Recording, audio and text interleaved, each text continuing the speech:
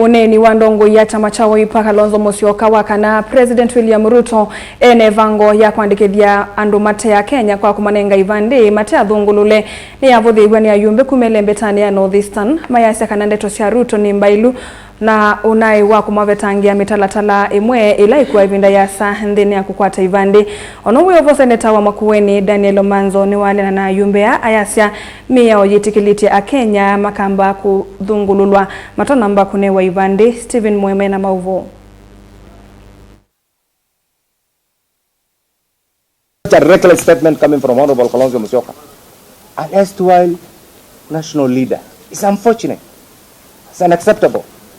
You are looking for votes and you want to demean the very people who are supposed to vote you. No wonder he has been trying every election as an underdog. Ayumbe Ilembeta ya Northeastern Kenya ni matola Muti ndongoi wa chama cha Wiper Dr. Stephen Kalonzo Musyoka kwa uneni wake wa kana musumbe Dr. William Ruto na mubango wa kuandikithya andu mateathungulule Kenya ngaliko ya Northeastern Kenya ta Kenya kwa kumanega Ivandi kumatonethya kumbukuni ya kula mwakani wa 2017 itina wa musumbe Ruto kwa kana andu Ilembeta yu maikathya na wata tene maineo Ivandi. The president's courageous decision to rectify this grievous injustice stands squarely in line with the provisions of Article 19(2), which underscores that ultimate purpose of recognizing and safeguarding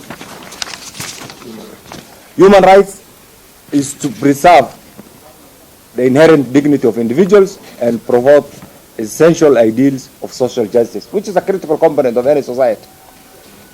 The inflammatory and deeply harmful statements made on 8 February are not only reckless but also profoundly dangerous, because national cohesion is very important. We are all aware. We all come from regions, we all have tribes, we all have our ethnic identities, but what brings us together is this flag under this sovereign republic called Kenya, and this must not be negated at any time, because that's what holds us together. That is the fabric.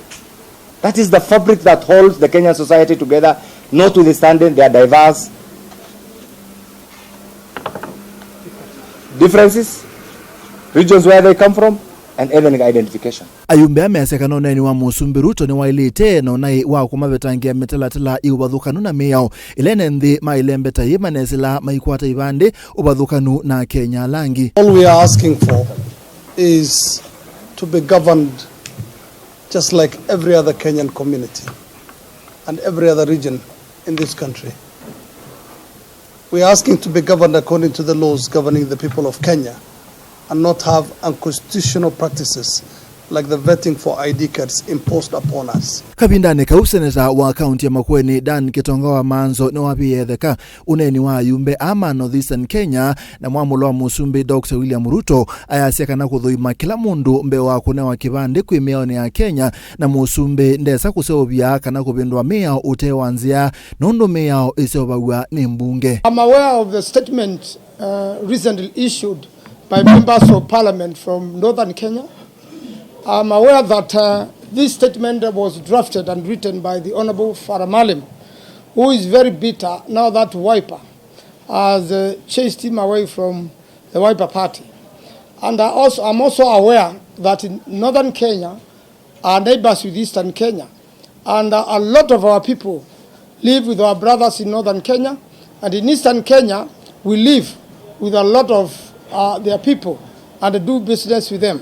Manzo ingi ni wabuthisya uneni uayasya kana umanitwe na Faramalim ulawe na uo nundu wa kupetangwa chamani cha Wiper kumana na uneni wake uena kibuthia kwa mwaitu na Kenya. There are regulations under an act of parliament which regulate as to making sure that you sieve out to make sure that the people you issue with IDs were born in Kenya and have not crossed the borders. And this applies to all borders, not just Northern Kenya. And therefore, that particular regulation and that particular law can only be made by Parliament, but cannot purportedly be made by the President on a roadside declaration. There are many laws recently, especially related to security, where the government, either the Minister of Interior or the President, have made roadside declarations and implemented them. And as a member of the committee dealing with delegated legislation, we have summoned the relevant ministers and permanent secretaries, one of it being the charging of IDs, to Kenyans, those must be regulations which can only be made law by parliament. So the president cannot make law. And if he makes a presidential order, then there must not be another existing law in that particular realm. And as soon as a law is made by parliament, then an executive order comes to an end. And therefore, the government must respect the law as it is. Vilingi wa Maovo Mutongoi TV, nye nitawa Stephen Mwema.